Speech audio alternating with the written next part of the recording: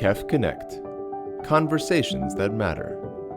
Tune in every week for interviews with industry trendsetters and community changemakers that will instill inspiration and ignite action. Visit www.kefholdings.com and click KEF Connect to listen. Hello and welcome to yet another episode of KEF Connect. We are speaking money. A little bit about KEF Connect. It is the podcast series that makes a difference, connecting listeners to the trendsetters and trailblazers creating an impact in their industries and communities. KEF Connect is a platform for embracing the stories that matter to instill inspiration and ignite action. I'm really excited about this episode because, we've been doing series of groups of individuals, and this time we're speaking to a little bit of an older segment, so they're all, in the college sphere, just about to enter the real world, as we call it, and we're going to be talking about money. It's a tough conversation, but definitely needed. So I'm going to start by introducing our three guests for today. We're going to start off with Reem Akhras, who is an undergraduate university student at King's College London studying law. She was born and raised in Dubai, and her interests include politics, debating, I think this is going to be super fun, and other brain-stimulating topics. Hi, Reem. Hello. Lovely to meet you. Next up, we have Omar, who is from Syria originally, but grew up in the UAE and recently moved to Canada. He's a university student studying industrial engineering. Now, that's a tough subject to actually study at AUS, and currently in his final year. He's into fitness, and I don't know if you guys are watching, but he looks like he's pretty fit, and he loves sports. He's focused on running and going to the gym, and he actually says that it's a random thing that he loves, which is karting and the thrill of racing, but only when it's safe. So I like that, So I think the engineering background really lends itself to being the safe part of it. So hi, Omar. Hello. Lovely to have you here. And finally, someone who's super exceptional. I love what she's doing. Syeda Erum from label Erum. So Erum is not only a very ambitious university student pursuing a degree in fashion, she also has taken her dream of revolutionizing the fashion industry with her unique design and creative solutions through fashion.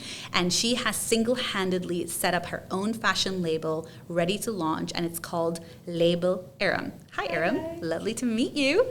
All right, so we're going to start off with a question. We'll have Erum, because we introduced her last, to answer this question. When was the concept of money introduced to you? At what age? I think, so my parents from, say, the age of 12, Okay.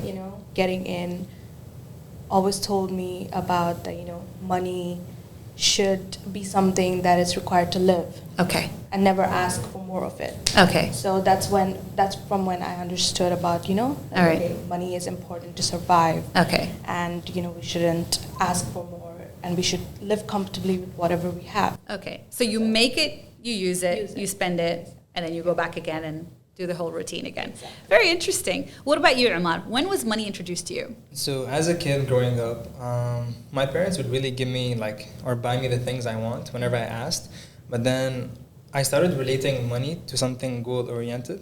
As in, let's say I wanted a PS4, for example. I'd have to work for it and get good grades. And that is when the concept of money was introduced to me. Nice. So in that sense. Yeah. Okay, so also from parents. When was this around? Around what age? I would say 11, 12-ish. Okay. Yeah. Okay. So not very far off from how old you are right now.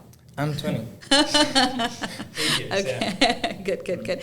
What about you, Reem? Yeah, I'm very similar to Omar, Okay. where if I wanted something that was, an iPod or whatever it was, Yeah. I had to sort of achieve it and work for it, and that's where I kind of got the mentality that I have now, where if you want, you have to work for it. Okay. But also from board games, Monopoly, chores, that type of thing, I started realizing, if you've got money, you sort of get away easier. Okay, all right. your way around I that. like that. So you get around to getting to something. You get the something, but you can also get away with it. We're gonna circle back to the concept because I really like that as well. So if you have enough money, can you actually get away with what? Okay, and that'll be a question as well. All right. So at the stage that you're all in your life right now, final years of university, about to step out into the world within the next 1 or 2 years, with the exception of Erum, who's decided to do both, step out into the world, but also do the university. Do you guys actually save? Do you save any money? Who wants to go first? I'll go first. So I got my first job when in university. So I was working at the library at the US. Okay. But then like the pay rate wasn't that high, and like that was the only opportunity like I got in the UAE. So yeah, even though the pay rate wasn't that high, I would like save small amounts of money here and there. Okay. And it wasn't really towards anything. Like I would just save it, I wouldn't spend it. And then yeah, I ended up buying like running shoes with that, for example. And then when I went to Canada, I applied for jobs in there because it's really easy there to apply for jobs and get whatever you want. So I worked as an Amazon delivery driver, and like the pay rate multiplied by like 15, let's say. Okay. Yeah. So that was like when I kind of got a more general concept of money, and like I knew that I had to save. So what I decided to do was I didn't want to let my parents spend anything on me coming back to the UAE to continue my studies. Okay. So I worked nonstop for like a month, every single day. And I saved and saved and saved, and I was able to do whatever I want with my money. Okay. So yeah, that was like what I learned from saving. Basically. Okay, so I would say savings in order to contribute to your future, but without putting the pressure onto your parents. Yeah. Okay. What about you, Reem? I think it's quite difficult. Personally, I find it very difficult to save. I say I want to save, but then I found that here, specifically in Dubai, I found it a lot harder to save just because, like he said, you know, it's not that easy to get a job and make your own money. Yeah. Public transport's not as convenient as it would be in London, which is when I started actually saving. So when I went there and I started like finding little loopholes to not necessarily save, but cut down my spending. Yeah. All right. It's also, I think, and you're right, I think also on the transportation, you would need to get from one place to another, which does add. Very difficult there in comparison to here. I was very shocked because I went to London and I thought, oh, it's going to be the same thing. I'll Uber there. People almost look at you as if you're weird. Yeah. Why would you Uber? Why would you spend that much money? Yeah. It's the same trip. Yeah. Why would you, just a little bit extra time on public transport, like the subway, the tube, but why would you spend more money? Yeah. And then I was just kind of like, yeah, okay, fair enough, I get that. So the concept of saving really was reinforced, when you traveled abroad. What about you, Erum? So for me, I used to be very irresponsible with money. I do not know how to take care of it, so I would neither like keep it. So like the concept of like savings were never near the picture. Okay. So, but like, it's not that I didn't want to save. I was just not able to. Okay. So, you know, my mom like solely handles the expenses in the house. So she's never been able to like save for herself, neither for us and for her kids and you know, for our future. So, and whatever jobs I used to do, since it's very difficult to get a proper job in Dubai at a very young age, especially if you don't have experience or anything like that, I used to just try to build my experience instead. So I used to just like, you know, do unpaid internships and stuff like that, so I can get some experience to get into something that I can actually get a job. Interesting. Okay. So that way I was never able to save anything on my. I was not earning, so I was never able to save. Okay. So that's why, you know, I brought in this brand. And when I started this brand, finance was like a huge issue for me. You know, getting. Was it getting financed? Yeah. Because I didn't have savings. Yes. So neither did my parents. Yes. So I had to like find out other ways to do it. Okay. And tell us, what were those other ways? I think it's interesting for the listener or the viewer just to see, you know, when you are in a difficult tight spot, like, does that mean it's difficult as in not attainable, but difficult, you just have to work a little bit extra harder to get like, you know, financial capital, you know, that actually reinstated into your business? Yeah, so you know how capital is very an essential thing to start up a new business. And if you don't have any personal savings or you don't have an investor involved, it's very difficult to start up. So since we didn't have savings, and I also didn't want to get an outside investor involved, mainly because I didn't, you know, the uncertainty, if my brand is not successful, I didn't want to risk it. You know, I'm not able to pay the investors back. So I had to get around with personal investors, saying, my family friends or my family members who would be interested in investing in my brand. So I started off with a very small amount, and that was because I didn't have much idea, you know, how much is the cost of resources, or I wasn't very well experienced with the market because I'm young. So I just took a small amount and I started it off, but here and then we always had this money barrier in the business. So that way, these things just made me smarter, like I have to work with what I have. Yes. Whatever Yeah. I get from my parents or anything like that, I Yeah. have to do it with that. Okay. And I like that. Work smarter. That's what And then, most people tell you. Exactly. And so I Okay. just started budgeting and planning my money well, and that's how I'm able to bring up my line and Okay. also launch the brand. Okay. And do you make money out of it? We haven't yet. Okay. We just launched Okay. 3-4 days back. Oh wow! Yeah. So this is fresh off. Yes. This should be like a news, like headline, Exclusive. breaking news. Exactly. Okay. We had an event Well done. launch. Yeah. A physical event launch, but we need to relaunch digitally. Nice. Yeah. Because since during COVID, a lot of people were not able Yes, to make yeah. it, so we are planning on the relaunch digitally. Okay. Interesting. Okay. Very cool. So I'm gonna redirect the conversation to Reem and Omar as well. From your perspective, you guys, both of you have some very interesting passions. I mean, you're very much into the sports. High intensity adventure activities to a safe degree. So I'm not sure what that means, but it sounds really interesting. And then Reem, of course, you're very much into like the debating, the complete opposite. Exact opposite. No, you are adventurous, but you're risk taking in the verbal world, right? So it's very interesting. Do you feel Erum has taken a completely different approach where she's gone out there and she's done that. But do you feel that with the skill set or the knowledge base that you're kind of going through right now through university and your passion points, do you feel that the ecosystem will allow you to kind of grow your passions? Like, do you think you can get that support, whether from a financial perspective? Would you be willing to take that forward, perhaps? Ladies first. Well, if you mean my personal passions that Yes. are separate to what I'm studying, Yeah. I've kind of chosen something that goes hand in hand. So Yeah. I'm studying law, I'm into politics, debating, that type of thing. Yeah. And in terms of finances, it definitely isn't easy to get to where I aspire to be, Yeah. which is successful and, lots of success. Yeah. But the more I study, the harder it gets, the Yeah. more time I'm taking out of my day and my free time to work hard, the more I've realized that a lot of what I'm doing is money driven, Yes. unfortunately. No, but that's what it is. No, but it's fine. I mean, I could have chosen a very easy subject that I was very interested in, but there was a lot more uncertainty with what I could do with it. Yeah. So I wanted to do politics, I wanted to do Yeah. international relations when I was first deciding what I wanted to study.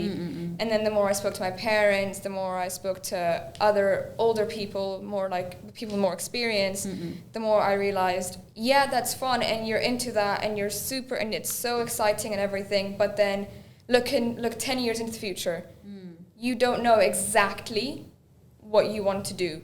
Whereas law, it's kind of just a straight line. I have Yeah. other options, Yeah. but But it's a sure thing, exactly, basically, right? I Okay. have my options. I could go into law, into corporate law if I wanted to. Yeah. I could go into business. Yeah. I could go into the options that Private I have practice. had before. But it's just I found it slightly safer for the future Okay. because All right. of money. Yeah. Okay. And just so that I understand that, for you, the end result of studying is basically to make sure that you have that job and that safety security. That comfort. Yeah, that comfort. Yeah. But is there anything beyond that comfort that you hope to perhaps maybe make more money or a different set of deliverables? Or do you think that that's not going to be possible because being a lawyer is already demanding in itself? No, I think I don't want to limit myself so early on. I still am just 18 and it is Yeah. only my first year. Yeah. But I think in the future, if I have found that sort of financial comfort Yeah. and I don't feel like I'm struggling, I could definitely just drop everything and Yeah. do something else. Interesting. What about you, Omar? For me, my main goal, like with work, wouldn't be like comfort. I would say I want to like what I do. I want to like actually enjoy it, even though it might pay less or anything. But I'd rather enjoy that, and that wasn't always the case because when I first graduated high school, I actually changed my major 3 times. Okay. So when I first joined uni, I was a computer engineer. Okay. And then I switched to mechanical. Okay. And then to industrial. But you're still an engineer, though. I'm still an engineer, but like 3 different things. Okay. So yeah, I don't know the difference. I mean, so you're going to have to educate me, like, after this podcast. Okay, Like, sure, it's okay. I don't know either. No, I'm just kidding. So yeah, and then industrial engineering is a new major. Yes. So but then I asked about it, I did some research, and then I like love everything that I'm taking, and I want to do something related to that in the future. And I Okay. also minored in data science. Okay, So very these interesting. two things kind of link together, and that's what I want to become in the future. That's Okay. the career I want to go down. Okay, so that's what you want to be. Mhm. And so you feel that, okay, you get a job, whatever the job is at the end of the day, whether it's a firm or it's a private business, that's the ultimate goal. So I think what I want to take out from this question as a follow-up for all three of you, right, is, you know, you're doing something, whether it's, you know, you opened your personal business or moving towards a job that you want because you're studying something that's relatable, or if it's a safe bet, you know, in the case of Reem, it doesn't grow your money.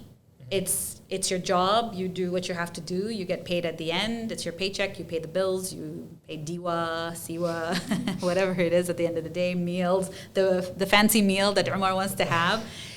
But then what? Like, what's the outcome after that? Is it comfortable for you to just be in that space, or are you ready to break that barrier and make more money, or invest in a stock, or invest in something that's a little bit out of the norm? Would that be something that you guys would consider?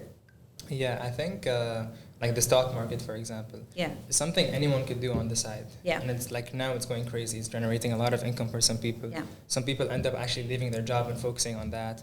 There are certain like things you can go down, like day trading, where people actually like in a span of 3 to 4 hours just work constantly, and then that's it. Like they're done for the rest of the day. Yes. Instead of working 9 to 5. Yeah. So I would say there's a million ways to make money. Like who would have thought that, you know, 20 years before, who would have thought that in this time period people can make money off like Instagram or something? Yes. So Yeah. there's all these new ways of making money. Yeah. So I don't think anyone should limit themselves. Okay. And people can actually sell what they're good at.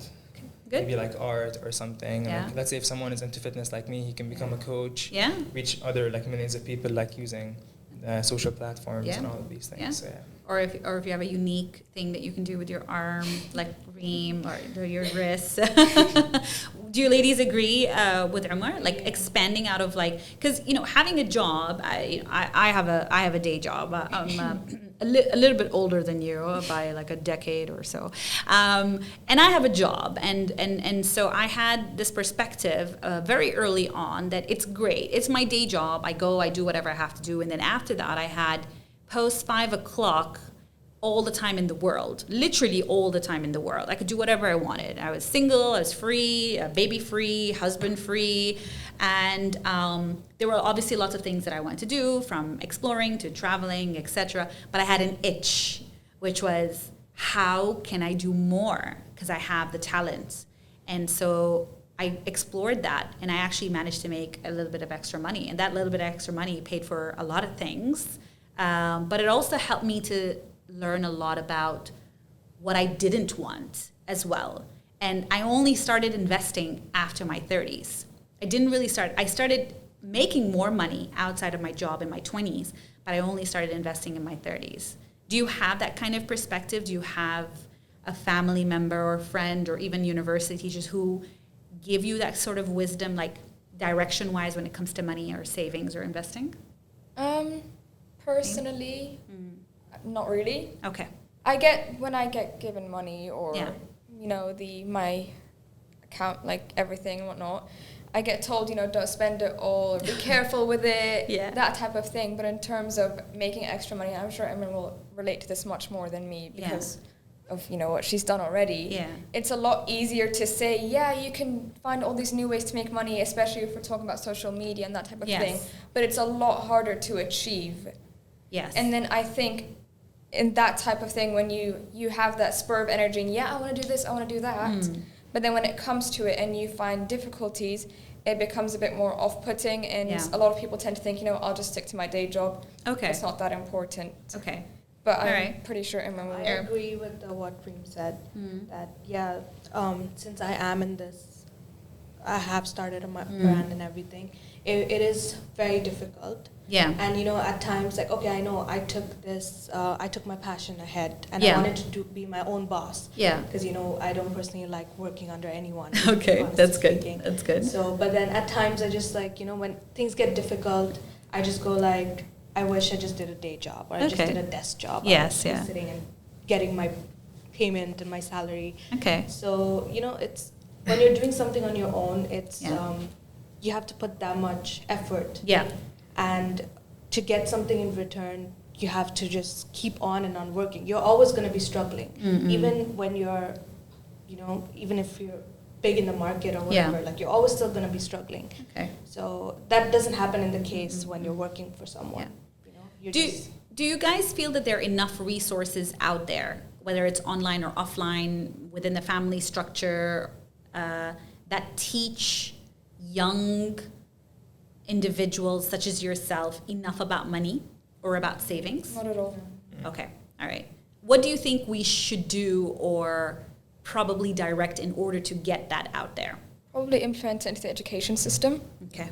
You'll find that in a lot of countries, especially not in the UAE, Yeah. where there's taxes Yes. and whatnot, you'll find that a lot of people who are our age are about to go into the world, Yes.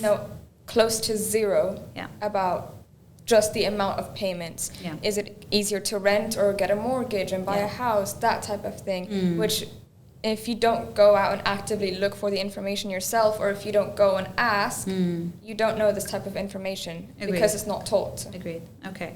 Just the education. I mean, do you guys agree, Omar and Erum? I feel like as a student, you get like the shock of your life. Let's say Yeah. when you want to travel abroad, and you have to live alone. That's when like you realize how important money and savings are. Like you have to buy everything yourself. You have to pay Yes. rent. You have to do all of these things. Work. Okay. That's when you really understand. Like how You're life really is. thrown into the world. 100%. Yeah. 100%. Like out of nowhere. Like you don't know anything, and then like you're just put into deep waters. Okay.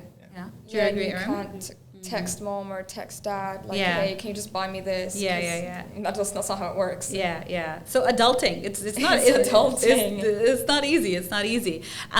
Do you guys know about the 80-20 rule? So basically, I mean, it's applicable for lots of different things. But basically, they say for every 10 dirhams that you make, you should only spend 2 and you save 8, right? So Reem is like, what? That's not gonna happen. What do you mean? I was thinking the opposite: spend 8 and save 2.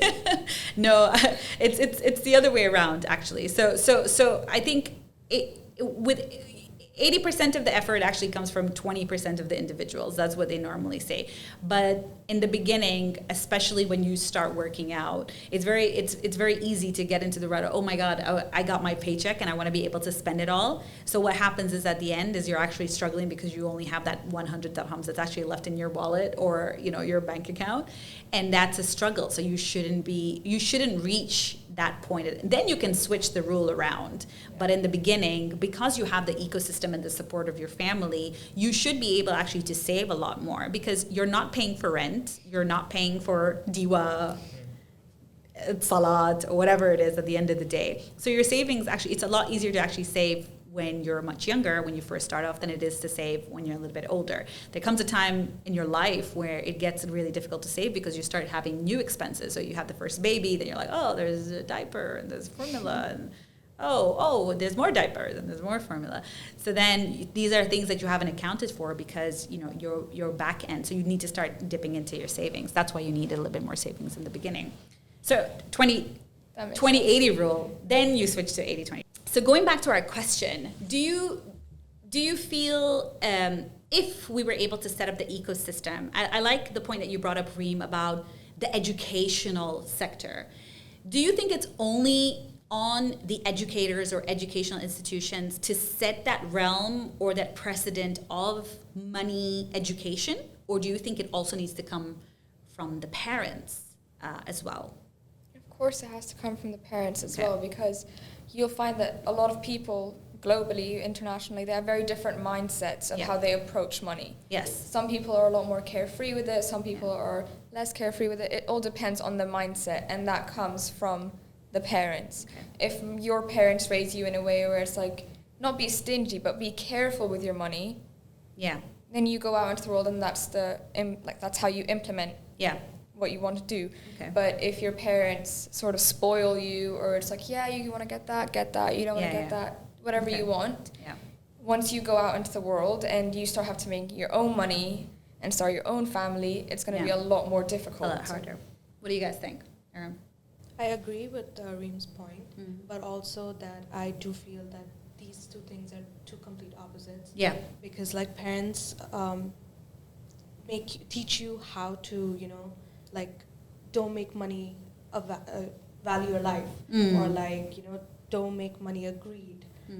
Things basically like let it not define your personality. Yeah. But education-wise, it teaches us how to be systematic with money. Yeah. It teaches us the methods, Yeah. the do's and don'ts, how to budget, how to plan your personal finance.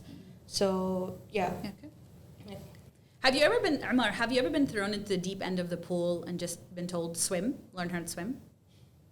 No. No? I don't think so. They used to do that for us in old school days, back in the Oh, you 70s mean and like the 80s. not like actually? Actual pool. Actual. Yeah, like actual pool. Yeah, once. All right, I think, fireball question. Do you think parents should do that with kids? Like when you get to a certain age, they let you work for a certain thing and you'd have to make that amount of money, whether it's household chores, so that you earn enough and then you pay back into the system. So the system is your home. Yes, no? Yeah, I agree with that. I Yeah. agree. Because when you get like, for Like, example, your that's first a job. learning. Yes. You know? Yeah. Like when you get your first job, that's when you really learn a lot about life. Yes. You know, like you're getting a salary for what you're doing. Yeah. That's when you first start working. Okay. So if that's implemented at home, Yeah.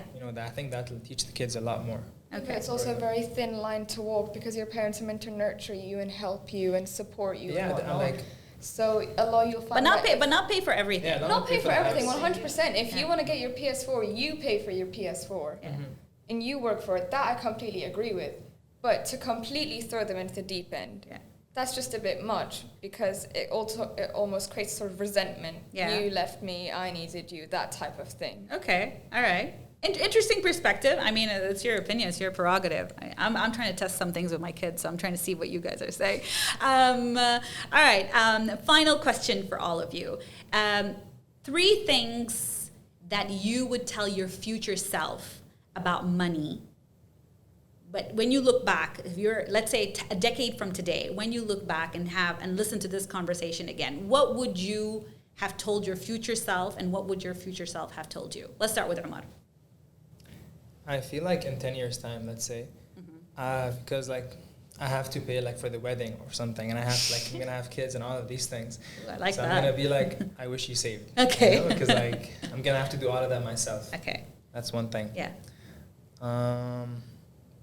Can you go to them and I'll come back? Okay. All right. 'Cause I can't think of stuff. All right. Erum? 3 things I would tell myself is save, Okay. don't spend Okay. carelessly, Okay. and budget. I think Budget. planning. Yeah. Yeah. Okay. Is this for your future self and for your youthful self? Yes. Okay. For sure. Because with what I've gone through, Yeah. I mean, I wasn't spoiled or anything. Yes. But it's just, I was very careless with Yes. money. Yeah. So, Yeah. even in my business, even Yes. when I got the money, Yeah. I was careless with it. Yeah. Like money would just go within weeks, and I'm Yes. just like, where did it go? Where did it go? Yeah. So this is something it's very important for us to learn. Fantastic. Reem? No impulsive buys. No impulsive no buys. impulsive buys. I feel like you're repeating this like as a mantra. Yeah.